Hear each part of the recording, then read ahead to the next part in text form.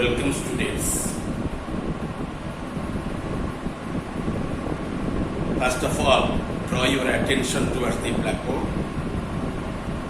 Today, I'll give a lecture on the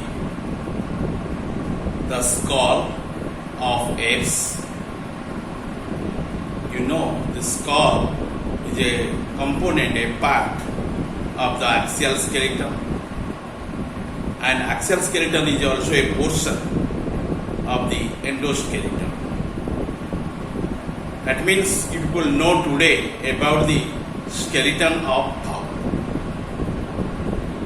Like other vertebrates, the endoskeleton of fowl or apes or bat can be divided into two main parts, such as axial skeleton and appendicular skeleton.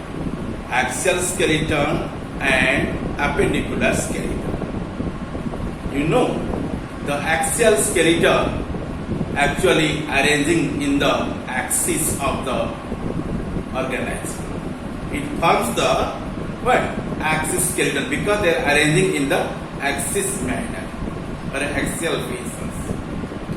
Okay, that may be horizontal or may be vertical, and it forms the axis of the skeleton and protects the brain and spinal cord.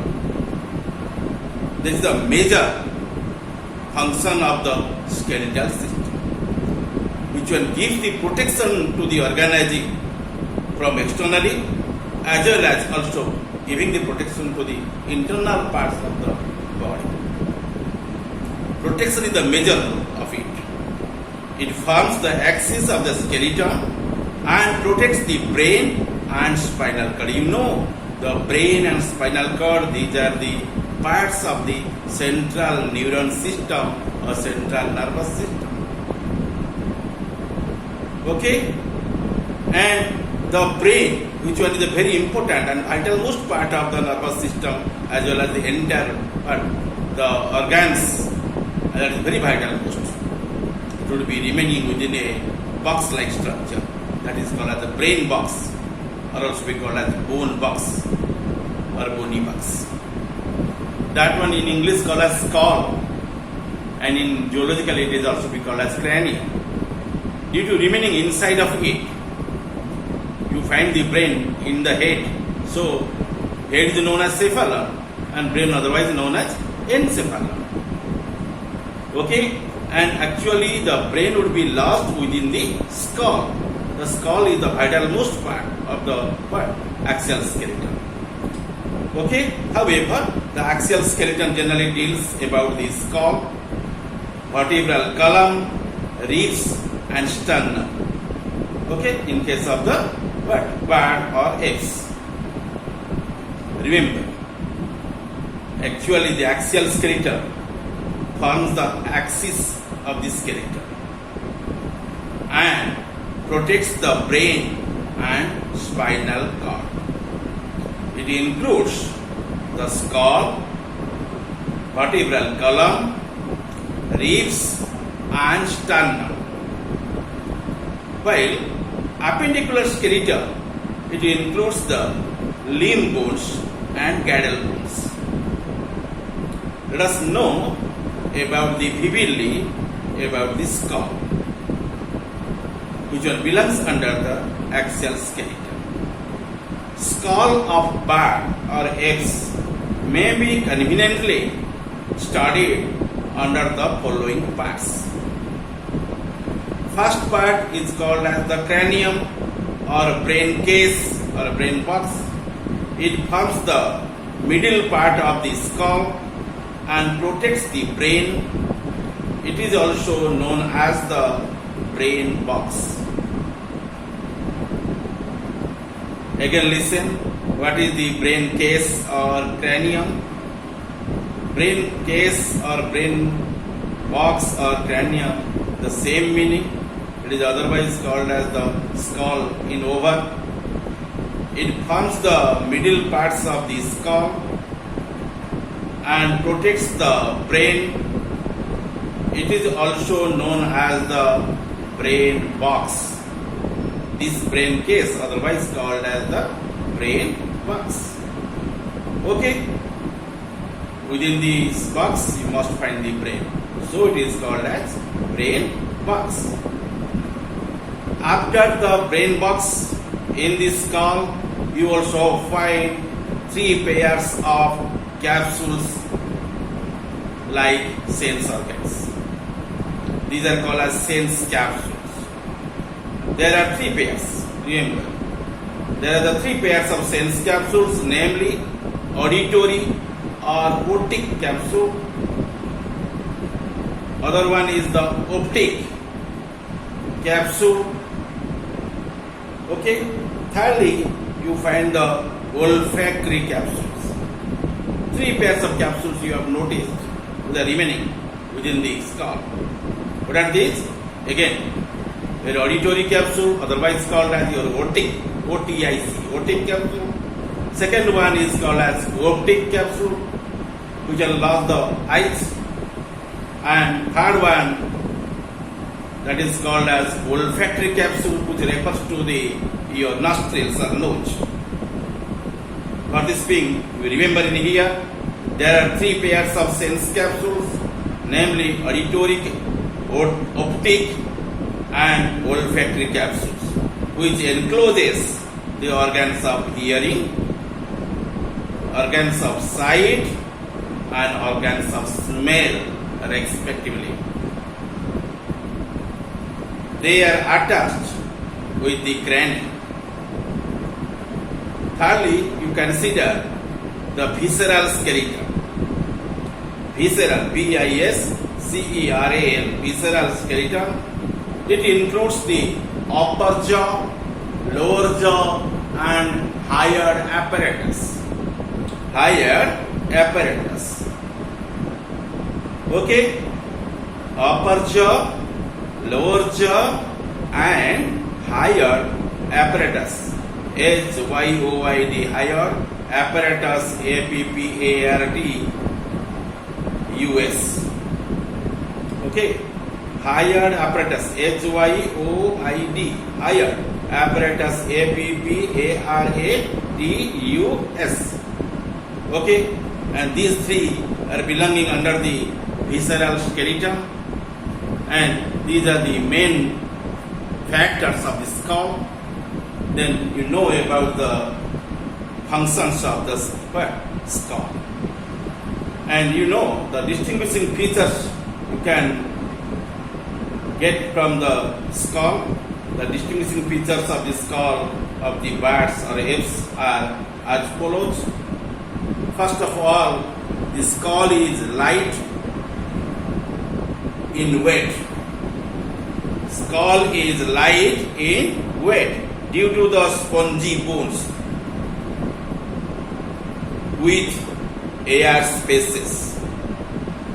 Second character, the brain case, which one is called the brain box or cranium, is rounded and greatly enlarged to accumulate the large brain.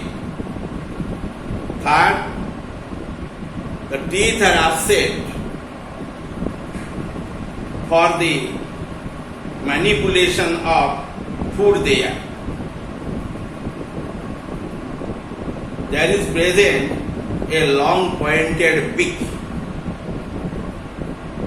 Teeth are absent, but for the manipulation of food, there is present a long pointed beak.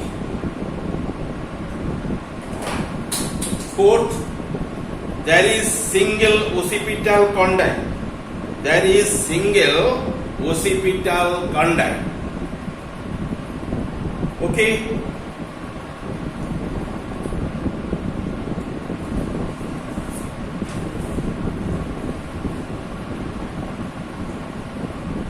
Next point,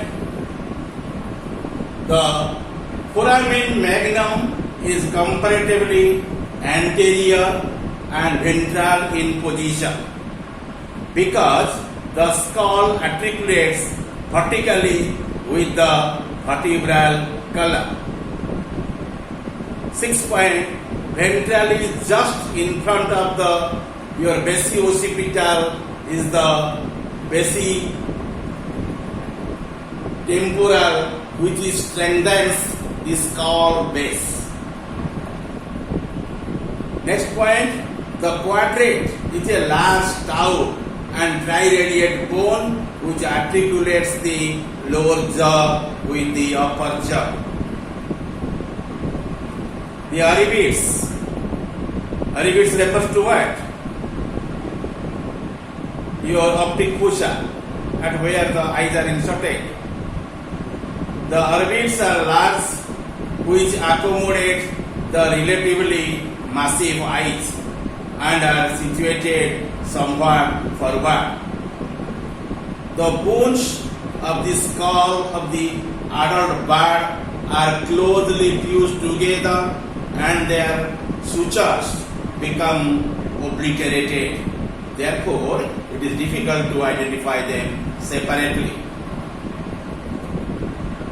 Next point, a large tympanic cavity containing a single ear vesicle, that is called as the columella, is present on each side of the hinder part of the cranium. Lastly, the palate is the schizognathocyte. It is formed by the vomus, palatines, pterygoid, and your palatal process of the maxilla. Students, you should bear the mind in here. I will be shown the parts of the skull of the apes are passed to you initially. Then I shall explain you about the main features of it.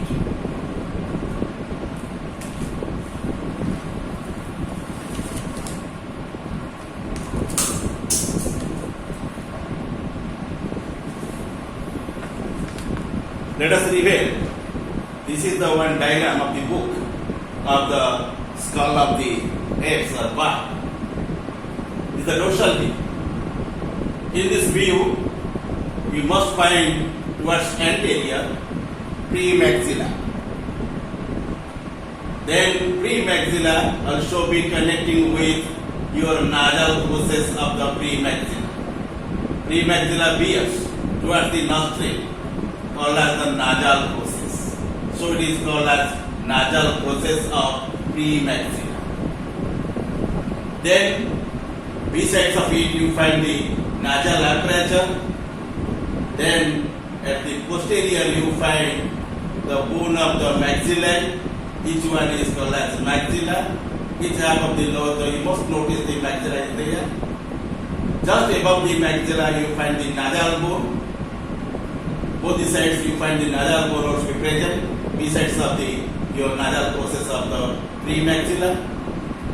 Then you find the orbits at which eyes are generally inserted. These are called as orbital fossa, or that is called as optic capsule. Then just between part of the orbit you also find the lacrimal bone is there. Then on length of your orbit you must find the jugal bone, and jugal bone also connecting with the zygomatic process of the frontal. On length of it you find the quadrator to jugal also be noticed. The quadrate bone also be connecting with the parietal. Then at the back of the parietal you also find your occipital region. This is the uppermost part of the occipital, so it is called as supraoccipital. Okay, and these are the features which are available at the uppermost part of the skull or dorsal side of the skull. Then you observe the skull at the ventral side also. This is the ventral side of the fowlers or apes of the skull, and you mark here this angular position structure is called as premaxilla, which are also be connecting with the nasal process of the premaxilla. These are generally arising from the premaxilla towards posterior. Then besides of it, you find the nostrils are there. Then just at the lateral sides of the nostrils, you also find there palatine process of the premaxilla. Then you find the maxilla. Then at the front part of the orbit, you find the lacrima. Then just behind of the lacrimal, or you say at the midventral position of the skull, you find the homor bone, which one already connecting with the parasphenoid rostrum. Then you find the ventral side, you find the frontals, and that is also opposite side of your dorsal frontal, is the ventral frontal. Then you find the Eustachian opening of the foramen in there. Jugal bone also be well differentiated along with the palatine. Then towards posterior you must find the parasphenoid rostrum. Then you find towards the lateral of your parasphenoid rostrum, you find the pterygoid. Okay, pterygoid also be connecting with the palatine at the anterior. Then at the margin, they also be connecting with the jugal by the quadrator jugal. Okay, and jugal and quadrator jugal both are fused at the end of the jaw. Then you find basitemporal region. Your paramuscular process also be remaining in there. The tympanic cavity of the external acoustic meatus also be seen in there. Just at the occipital segment, you find the basioccipital, which are remaining at the ventral side. Then exoccipital remaining towards the lateral sides. Supraoccipital remaining towards the dorsal side. In between them, you must find one foramen, that is called as foramen magnum, which will align the brain leads towards the posterior as the spinal cord. And this is the total description regarding the ventral view of the skull. Next, to study the lateral view of the skull of the eggs or bird.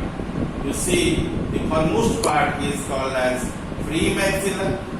Then it is followed by the maxilla at the ventral, and then above the maxilla you find your nasal aperture. Then the nasal aperture also be connecting with the one process that is called as the maxillopalatine process. The maxillopalatine process also remaining just on length of the maxillary sinus. Then you find very well differentiated nasal bone. Besides the nasal bone, you find the lacrima. Then at the ventral side, you find the homor. Then palatine, jugal, they are arranged in the linear manner. And towards the inner, you find the pterygoid, and pterygoid also connecting with it. Then you find your quadrate and quadrator jugal. They also be remaining in there. Then your foramen for your fifth nerve also be open in there. Then you find the fenestra rotundum, fenestra ovalis. Then you find the occipital condyle in there. You mark here, this is the basal portion of the what? The skull is known as here parietal. Parietal also connecting at the front by the frontal. The zygomatic process of your frontal also leads towards the downward and connecting with this process, which one is called as your pterygoid. Okay, you mark there. And then you find suborbital margins. Then interorbital septum also be developed towards the orbit, and lacrimals already I described to you. And these are the components which are available in the lateral side of the skull of the eggs or parts. Okay. Then you mark here the bird generally possesses very lighted bones in its body because it is one avian animal. It can fly in the sky, okay, and easily, and bones must be pneumatic and lighted up. However, bird skull is essentially reptilian in structure and neurocranium is well ossified. A single occipital condyle occurs, that is monocondylic organism. Skull bears only one condyle which is arising from the occipital regions, and that is arrested on the atlas bone at the posterior. Atlas bone is known as the first bone of the vertebral column, and that is also called as cervical bone or first cervical bone. Okay, and only like the reptile, apes also be possessing only one condyle, and so it is called as monocondylic skull bearing organism. A single occipital condyle occurs, and modifications are associated with the flight and altered feeding habits. Skull is large, pneumatic and light with a very thin dermal bones and practically without sutures. Premaxillary and your dentary are elongated to form a toothless beak necessary for feeding. Cranium is large and it is a roof dome to accommodate the large brain. Orbits are also be large, separated by a thin interorbital septum and each with a ring dermal sclerotic bones. Foramen magnum generally faces downwards. Like the reptiles, there is a columella in the middle ear. There is no other bones, malleus, incus, and also stapes. There is no malleus, there is no incus, there is no stapes, but you find the columella in there as a single bone. Okay, then you mark here, like the reptiles, no doubt this organism possesses the columella in the middle ear, and quadrate is your streptostylic, and lower jaw has one cartilage bone, articular, and 4 dermal bones in there. Okay, and these are the features which are available in the skull of the birds or apes. Okay, and by the skull is going to be more developed condition towards the mammal. Okay, and this is the total description regarding the skull of the apes or birds. In next class, I shall discuss with you about the mammalian skull. Then, in that time, I shall discuss with you about the foregoing description of the skulls of the different animals, fishes, amphibians, reptiles, and apes.